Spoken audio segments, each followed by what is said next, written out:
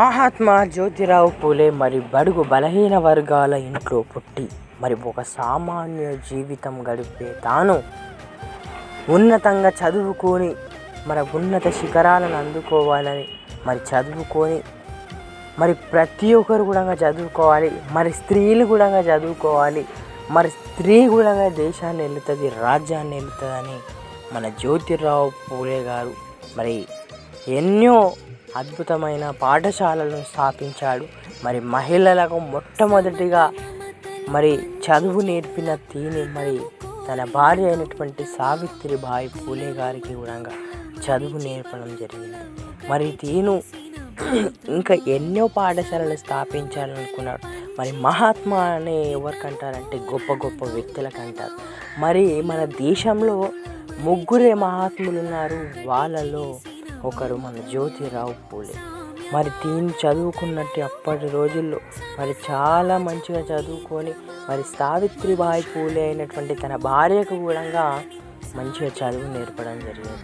ఇలాంటివి మరెన్నో విషయాలను కూడా మరి తను గ్రహించి ఇలాంటివి చదువుకుంటేనే మరి బాగుపడతాము. మరి మొట్టమొదటి పాఠశాల తను స్థాపించాడు. మరి తన ఇల్లే మరి తన యొక్క పాఠశాలను తయారు చేసి మరి స్త్రీ జాతిని మేల్కొల్పడం. మొదటగా జ్యోతిరావు పూలే అనే సావిత్రిబాయి పూలేకు మొదటగా చదువు నేర్పాడు. అలాగే తనకు ఈరోజు గొప్ప గొప్ప దేశాలు కూడా గుర్తించి మరి ఎన్నో అవార్డులను పురస్కరించుకొని మరి ఆ జ్యోతిరావు పూలే గారి గొప్పతనమే మరి ఈరోజు ప్రతి ఒక్క మనుగడకు కూడా చెప్పదలుచుకున్నాం.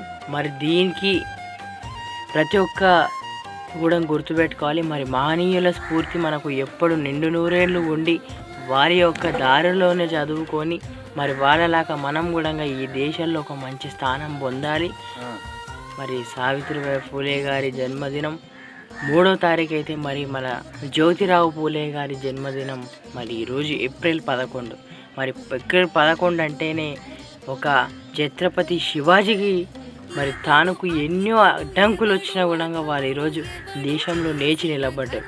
మరి ఇలాంటి విషయాలను మనం ఇంకా తెలుసుకొని మొదటగా జ్యోతిరావు పూలే అనే సావిత్రిబాయి పూలేకు మొదటగా చదువు నేర్పాడు. అలాగే తనకు ఈరోజు గొప్ప గొప్ప దేశాలు కూడా గుర్తించి మరి ఎన్నో అవార్డులను పురస్కరించుకొని మరి ఆ జ్యోతిరావు పూలే గారి గొప్పతనమే మరి ఈరోజు ప్రతి ఒక్క మనుగడకు కూడా చెప్పదలుచుకున్నాం.